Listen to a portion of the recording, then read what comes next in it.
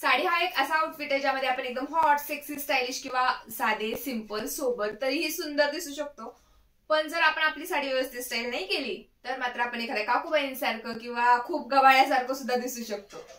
मला पर्सनली साडी घालायला खूप आवडते आणि मलाच काय सगळ्यांना साडी घालायला आवडते. पण साडी घालताना काही छोट्या छोट्या गोष्टींकडे जर आपण लक्ष दिलं ना तर मात्र आपली साडी एकदम स्टायलिश दिसते. आणि साडी घालायला आवडतीये म्हणूनच या गोष्टी आपल्याला माहिती असाव्यात असं काही नाही. कारण एखाद्या मुलीचं लग्न झालंय तर एखाद्या तरी कार्यक्रमाला तिला साडी घालावीच लागणार आहे. त्यामुळे या सगळ्या गोष्टी सगळ्यांना माहित असणं खूप गरजेचं आहे. नमस्कार मंडळी, मी आहे ऐश्वर्या आणि आपल्या युट्यूब चॅनलमध्ये तुम्ही सगळ्यांचं स्वागत आहे. तर आजही मी तुम्हाला असं नाही म्हणणार आहे की अशीच साडी घ्या तशीच साडी घ्या, कारण प्रत्येकाची चॉईस वेगळी वेगळी आहे आणि आपापल्या चॉईस नुसारच आपले आउटफिट आपण सिलेक्ट केले पाहिजेत आणि करणारच आहे.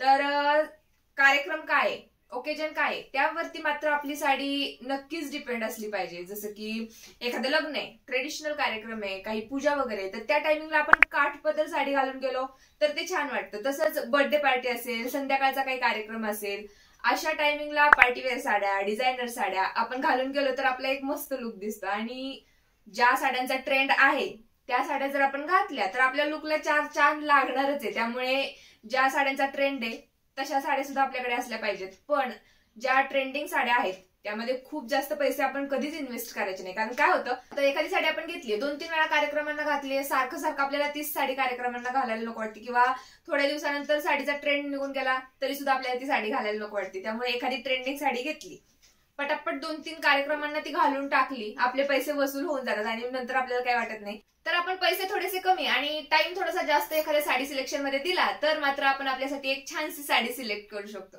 आता साडी सिलेक्ट करण्यासाठी आपण जेवढा टाइम दिलाय त्यापेक्षा थोडा जास्त टाइम आपण आपल्या ब्लाउज सिलेक्शन मध्ये दिलं पाहिजे. कारण आपला जो साडीचा लुक आहे तो संपूर्ण लुक आपल्या ब्लाउज वरच डिपेंड राहणार आहे. आपली साडी कितीही महागातली असू दे किंवा कितीही सुंदर असू दे, त्यावरचा ब्लाउज जर आपण व्यवस्थित नाही शिवून घेतला तर मात्र त्या साडीचा सगळा शो जातो. त्यामुळे ब्लाउज आपण परफेक्टच बनवला पाहिजे. ब्लाउजचं सुद्धा तसंच आहे. एखादी हेवी साडी असेल म्हणजे त्यावरती भरपूर एम्ब्रॉयडरी असेल, खूप जास्त जरी वगैरे असेल, त्यावरती सिंपल ब्लाउज छान दिसतात. आणि जर एखादी आपली सिंपल साडी असेल, प्लेन साडी असेल, छोटीशी त्याला बॉर्डर वगैरे असेल, अशा साड्यांवरती थोडेसे हेवी ब्लाउज किंवा एम्ब्रॉयडरीचे म्हणा किंवा प्रिंटचे म्हणा असे ब्लाउज चांगले वाटतात. तर आता हल्ली काय झालंय, साडी सिलेक्शन पेक्षा आपण ब्लाउज असे वेगवेगळे घेतो आणि त्यांवरती साड्या वेगवेगळ्या ट्राय करतो. तर अशा वेळेस सुद्धा जर आपला हेवी ब्लाउज असेल एम्ब्रॉयडरीचा वगैरे, त्यावरती कधीही सिंपल साड्या स्टाईल करायच्या, एक मस्त लुक येतो. त्याचसोबत ब्लाउजचे जे ट्रेंडिंग नवीन नवीन पॅटर्न आहेत ते सुद्धा आपण शिवून घेतले पाहिजेत. जसे की आता बोटनेक खूप जास्त ट्रेंड मध्ये आहे, फुग्यांच्या बाह्या आहेत, त्यात सुद्धा खूप वेगळे वेगळे प्रकार आहेत, ते सुद्धा आता खूप जास्त ट्रेंडिंग मध्ये चाललेत. वेल्वेटचे ब्लाउज आहेत. तर असे ट्रेंडिंग जे ब्लाउजचे पॅटर्न आहेत ते आपल्याकडे असले पाहिजेत. तुमची साडी कशी आहे, तुम्ही तिला कशी ड्रेप करणार आहे यावरती तुमच्या ब्लाउजचा पॅटर्न डिपेंड असला पाहिजे. स्लीवलेस ब्लाउज घातला तरच स्टायलिश लुक येईल असं काही नाही. खूप छान छान पॅटर्न असतात ब्लाउजचा. जेवढी स्टायलिश तुम्ही ब्लाउज शिवून घेताल तेवढी साडी तुमची स्टायलिश दिसेल.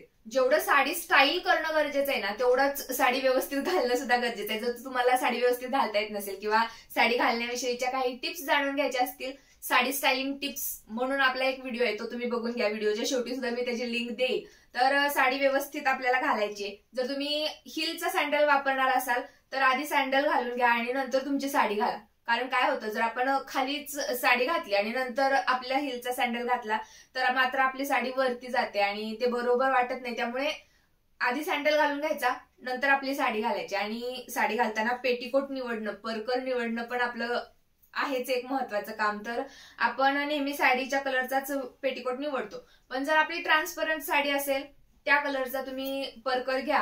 पण जर तुमची काठपदर साडी असेल, अजिबात ट्रान्सपरंट नसेल, तर मात्र साडीच्या काठांचा जो कलर आहे त्या कलरचा पेटीकोट तुम्ही घालण्याचा प्रयत्न करा. कारण काय होतं, ज्यावेळेस आपली साडी थोडीशी वरती जाते, काठांच्याच कलरचा जर आपला परकर असेल तर तो अजिबात दिसून येत नाही किंवा तो उठून दिसत नाही. त्यामुळे त्या कलरचा तुम्ही पेटीकोट घालण्याचा नेहमी प्रयत्न करा. आता मस्त साडी बिडी घालून आपण तयार झालेलो आहे. आता आपलं काम सुरू होतं ज्वेलरी सिलेक्शनचं.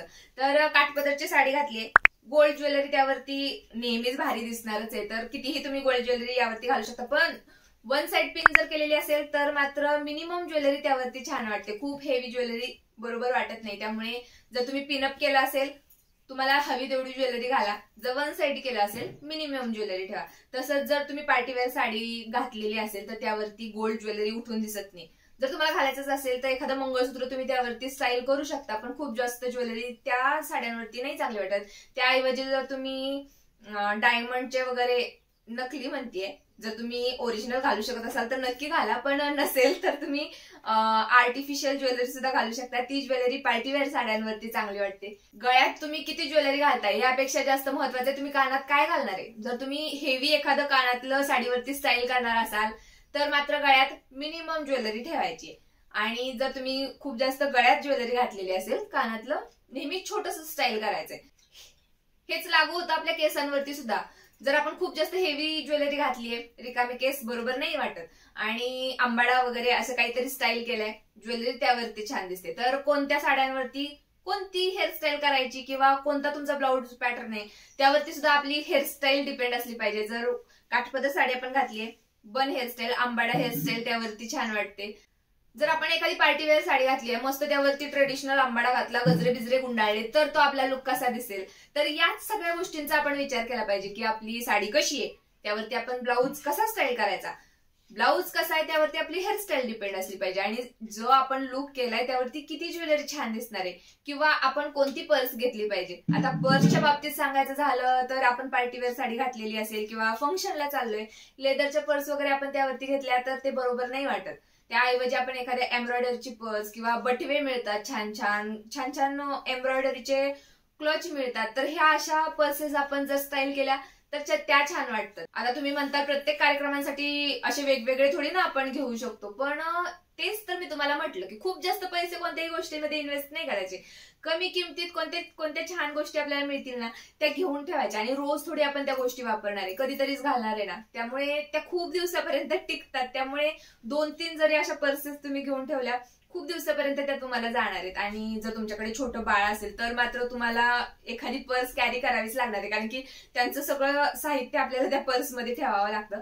तरी असं थोडस हे करण्याचा प्रयत्न करायचा की पार्टीवेअर साड्यांवरती किंवा काठपदर साड्यांवरती ही पर्स जाईल का. हे झालं आपलं संपूर्ण साडी स्टायलिंग. आता काठपदर साडीवर मेकअप कसा करायचा, पार्टीवेअर साडीवरती मेकअप कसा करायचा, किंवा दिवसाचा मेकअप, रात्रीचा मेकअप, यावरती आपण एक सेपरेट व्हिडिओ बनवूयात. आता आपण मस्त सगळं स्टाईल केले, पण या सगळ्यापेक्षा महत्वाची एक गोष्ट आपल्याकडे असली पाहिजे. याआधी सुद्धा मी तुम्हाला सांगितलेले, ती आहे आपला स्वतःवरचा कॉन्फिडन्स. तर आपण स्वतःच काहीतरी आवरले, कार्यक्रमाला गेलोय, आणि बऱ्याच वेळा असं होतं की दुसऱ्या लोकांना आपण बघितलं की आपला सगळा कॉन्फिडन्सच निघून जातो. काय माहिती असं होतं, पण ते छान दिसतायत म्हटलं की आपल्याला असं वाटतं काय माहिती आपण कसं दिसतोय, आपण जे केलंय ते बरोबर आहे की नाही, ते कसं वाटतंय, ओव्हरच वाटतंय की काय.